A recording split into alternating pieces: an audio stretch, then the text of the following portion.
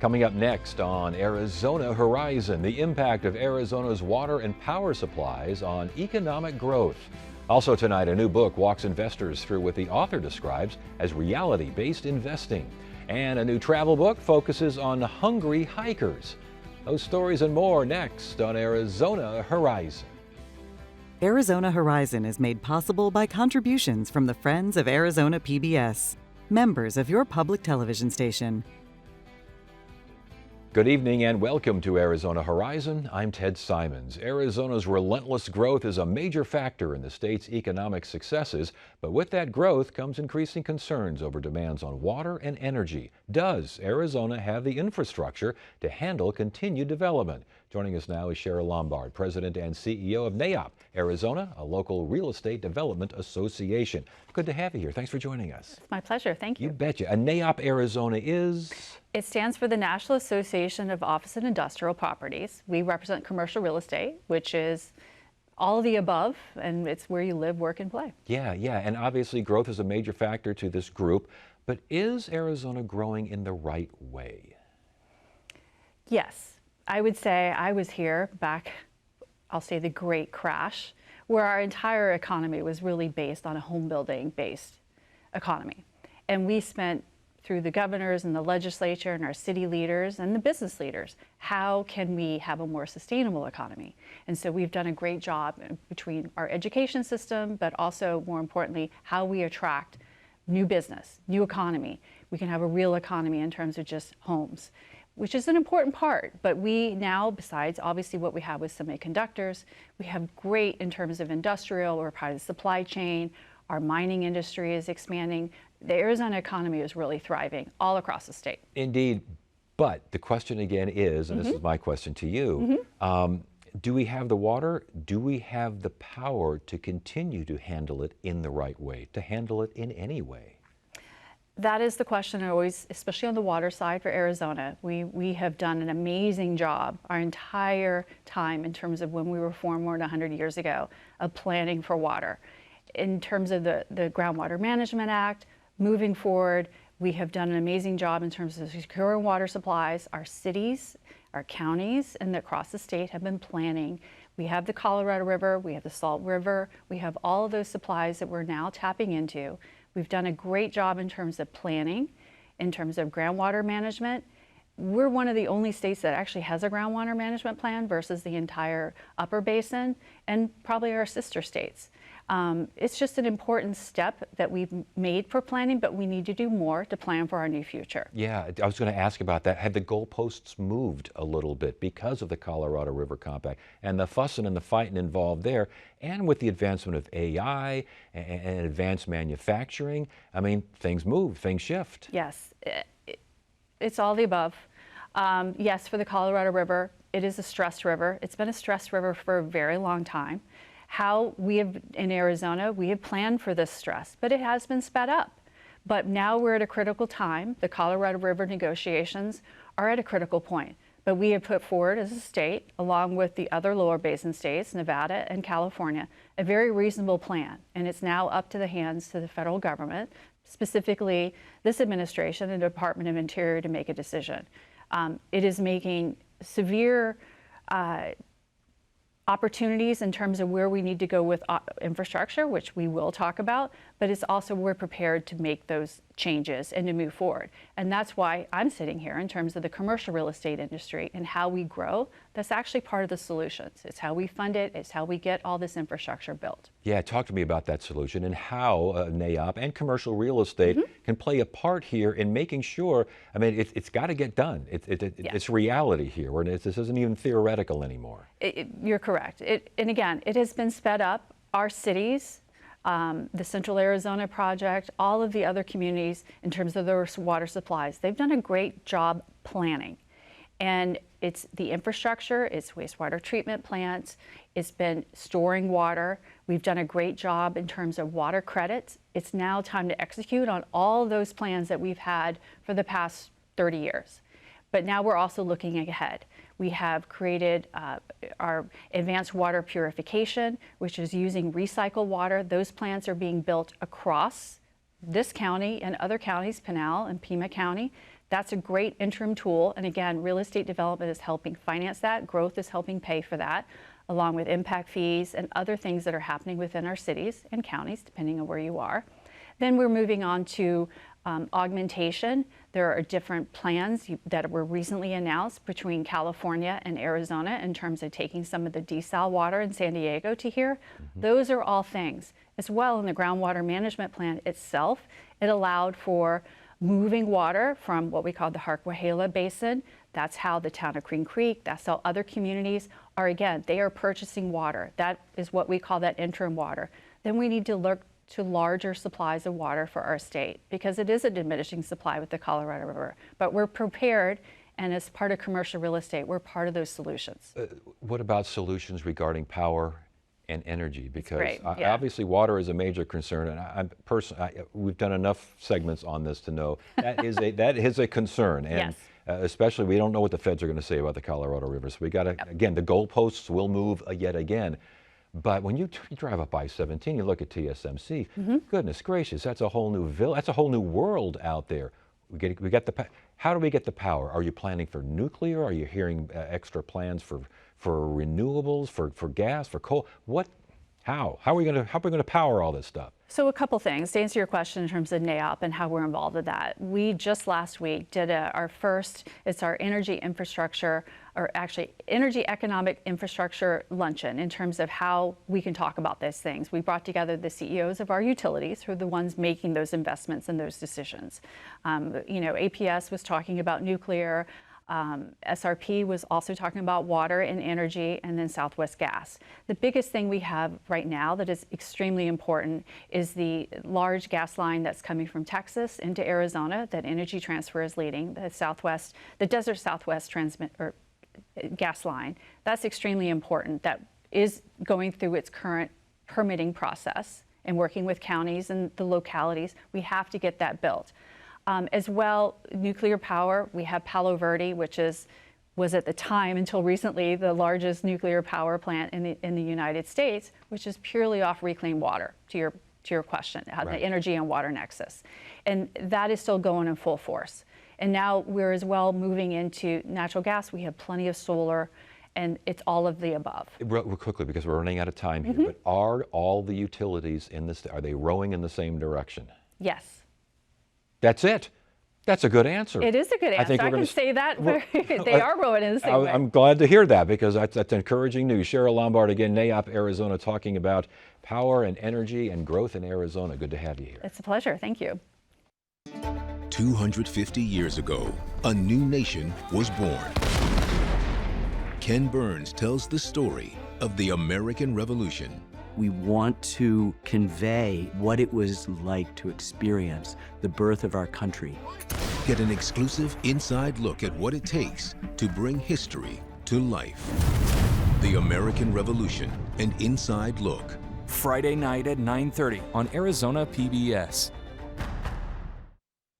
On Masterpiece Mystery. A crime wave is sweeping Grantchester. If we work out his pattern, we'll know where he'll strike next.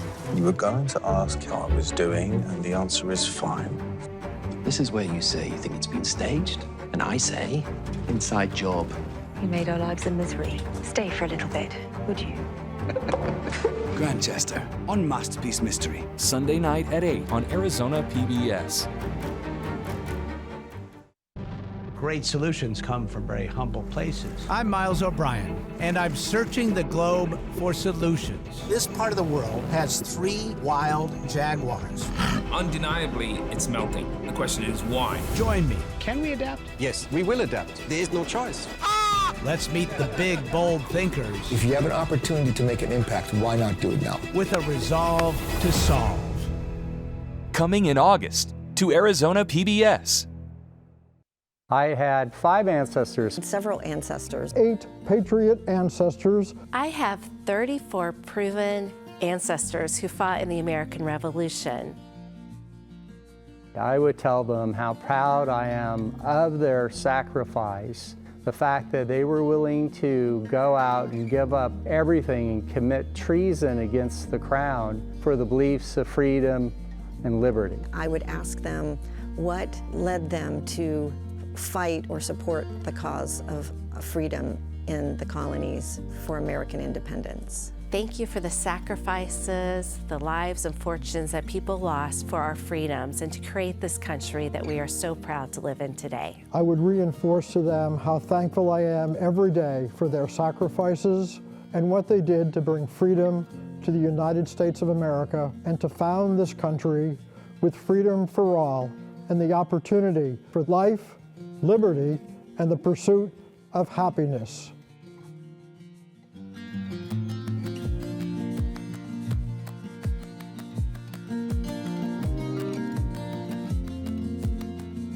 In a world of disappearing pensions, concern over Social Security, and a stock market that seems increasingly volatile, where to go for practical financial decisions above and beyond the noise?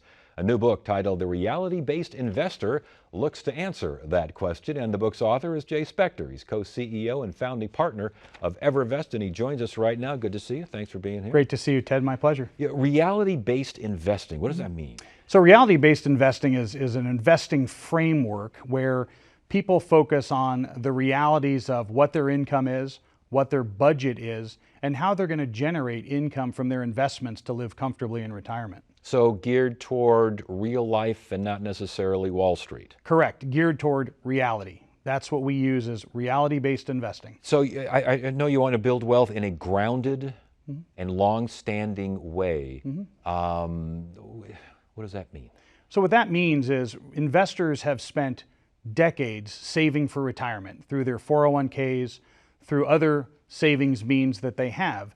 And growing investments is one discipline, but then utilizing your investments to help you comfortably retire is a completely different discipline.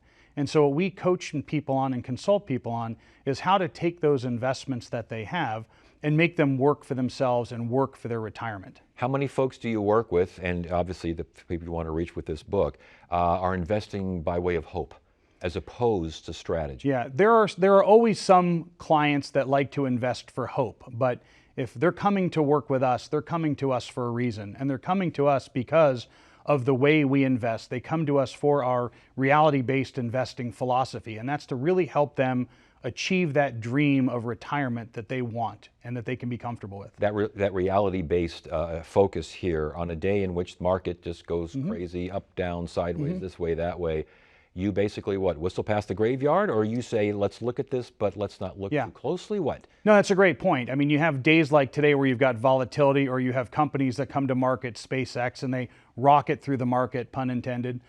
But you have to focus on what the goal is. And the client's goal, if the client is looking to retire and generate a reliable paycheck for themselves in retirement, you do look past the noise a little bit, but you have to focus on those companies that pay strong dividends, consistent dividends, or interest on bonds and so forth to generate that income. So on a day like today, income is reliable. Growth is not reliable.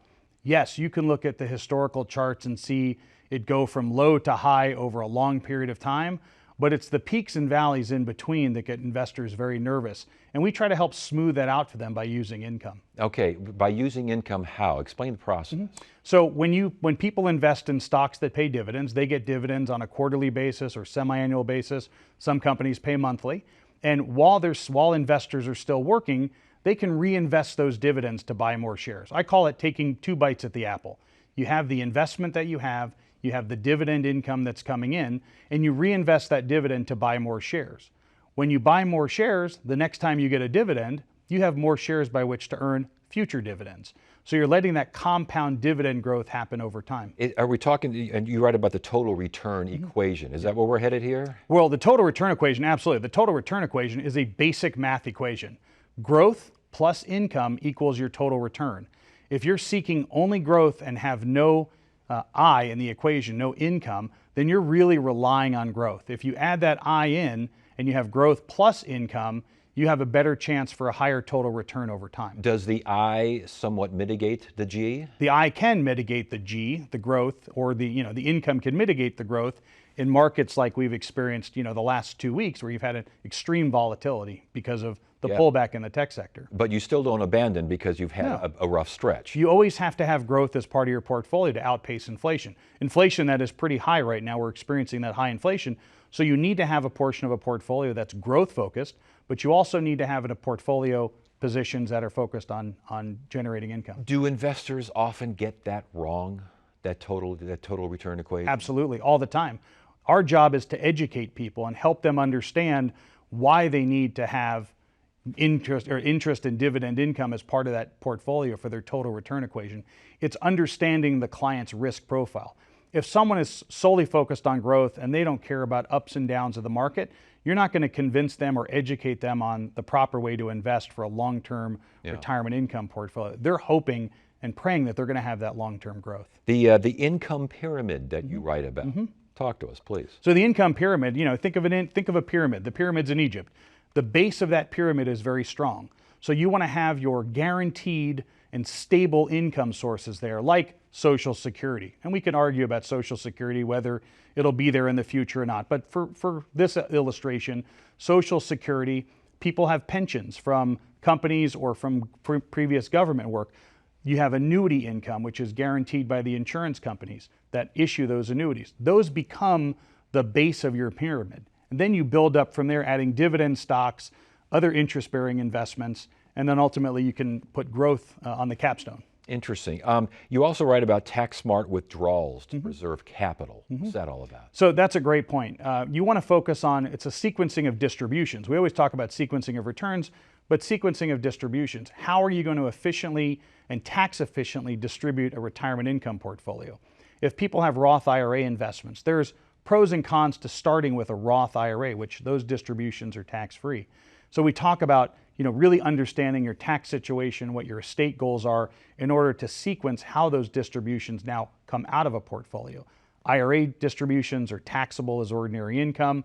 You have your non-retirement accounts that have their own capital gains tax rules and dividend income rules on those. So it's really understanding the tax situation of the client. Are these rules and metrics and such, are they the same for someone who's still got 20, 30 years to go before retirement and someone who doesn't, someone who's on the doorstep or someone who has recently retired? Yeah, absolutely. The rules are the same for everybody. We all play under the same IRS tax rules for income. When you're younger, you're not paying taxes in a tax-sheltered vehicle until those funds come out of the particular account. You have to be careful because any distributions prior to 59.5 in an IRA are taxable as ordinary income, but they're also penalized.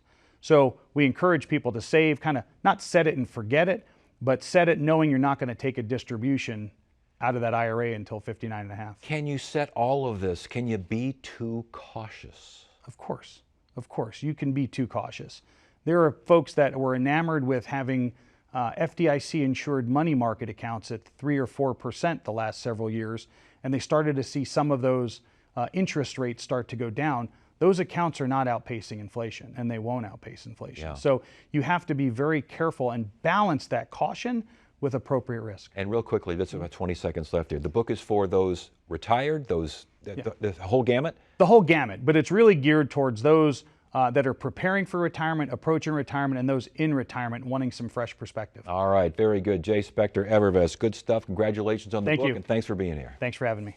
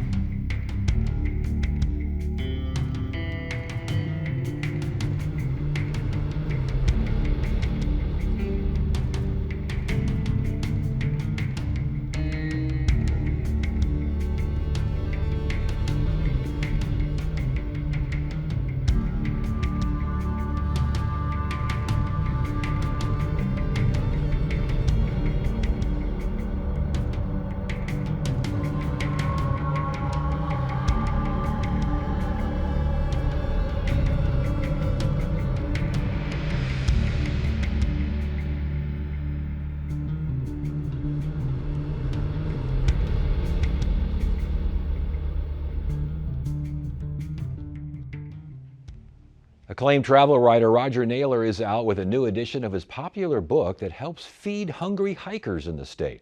The book is titled Arizona Boots and Burgers, and it's a guide to the best Arizona trails and the best places to eat before and after a hike. We recently spoke with Roger Naylor about his book and a few notable hiking trails and places to dine. This is an update of your 2014 book, correct? It is. Well, it's that and a completely new edition as well. It's sort of two books in one. The original one, that publisher went out of business, so the rights of that book reverted back to me, so I saved a big chunk of it, but then added 40 new restaurants and trails. So there's a total of 70 restaurants, 70 trails in here. 70 trails, 70 restaurants. You're big on hiking, you're big on eating. Well, you got to kind of have to do a lot of the hiking to balance out the eating. Otherwise, I'm a big old fat guy. Are some of these trails that are so wonderful, was it hard to find a good spot to eat nearby? No, there's always great places to eat in Arizona. I mean, they may not be right there at the end of the trailhead, but, you know, when you've worked up an appetite, a little bit of a drive is not a bad thing. Can we look at some of the trails you were talking about? Let's start with the River Trail and Cliff Dwellers Lodge. Where is this? It's up on the Arizona Strip, middle of nowhere. One of the things I like, the River Trail is just this beautiful, underrated little trail at Lee's Ferry there. Goes along the river. You get these beautiful cliffs through an old Mormon settlement. You can hike up, get a little workout on the Spencer Trail, and then just a few miles away, Cliff Dwellers Lodge and Restaurant, this wonderful outpost, and they make a fantastic burger. These are the kind of places where you're just hoping the food is edible, and they just have a superb burger and a wonderful little patio, and you're sitting out there going, oh my goodness, it resonates with that fine spice of remoteness, because you're out in the middle of nowhere, civilization, and you're having a great burger. That's a wonderful Arizona day. You do love your food. Holy smokes. Okay, so the burger is special. The burger looks special, looks huge. The fries look pretty good too. The fries are important there, right? You can't just throw fries around. No. They do good fries, but you know, so you can always try onion rings. You can mix it up. Okay, we got another one, the Hugh Norris Trail down in Tucson, correct? Yeah, this is in the Sororo National Park, the western unit. Oh, it's beautiful. It's a good climb. It's a classic desert trek along a ridge line there. You get some, I think, the best views in Tucson, and it's just a spectacular. It was one of my very first serious desert hikes, and so I always kind of remember it's pretty life-changing. And instead of a burger, even though I've got many great burger places in Tucson, we went with Mexican. We went with El Herrero Canelos, which is Sonoran hot dog. He's sort of the OG of Sonoran hot dogs, and this is a special Arizona flavor, almost hard to find anywhere on this side of the border outside of Arizona, but it starts with a bacon-wrapped hot dog. And are there two more beautiful words than bacon-wrapped in the English language? And it's tucked into this soft boat of dough and then piled on with an avalanche of ingredients, pinto beans and jalapeno sauce, diced tomatoes, grilled and chopped onions. And it just, I mean, he won a James Beard Award for a hot dog. For that hot dog, For a hot dog. Holy so that smokes. tells you something about All right, holy mackerel. All right, the last one here we have time for is in Monument Valley, the Wildcat Trail. Is there any place to eat close in Monument Valley? Kayenta has a wonderful little restaurant there, Amigo Cafe. You can get a burger, the Navajo burger, which comes instead of on a bun with uses fry bread. But I love the Navajo taco there, beans and a little healthier maybe, but just you get some good vegetables and a lot of mix of flavors. And the Wildcat Trail is probably my favorite single trail in the entire state. Throws a loop around the West Mitten there. You're in the heart of the West. How difficult to get to that particular trail? It's right there. You walk out from the visitor center, and you do not need a Navajo guide. It's one that you do not, so you get to enjoy it. It's about 3.5 miles around, and you'll remember it for the rest of your life. So we're seeing a lot of stuff here on the right side of the screen here as far as the food is concerned. We've seen hot dogs, we see hamburgers and all that sort of business. Are there vegetarian options? At each place, I give a vegetarian option if there is one, because there almost always is. I'm married to a vegetarian woman. I eat healthier. You know, back when I was in my 20s, I lived on burgers. Now I try to balance it out, make sure they're a little more special. And but yeah, vegetarian options at each place. So is there a favorite hike and restaurant combination for you?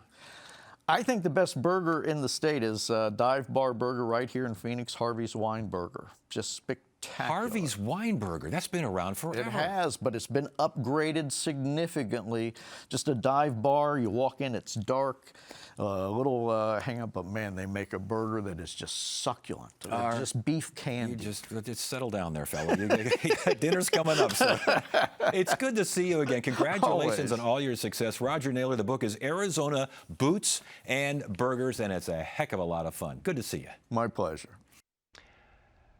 And that is it for now. I'm Ted Simons. Thank you so much for joining us. You have a great evening.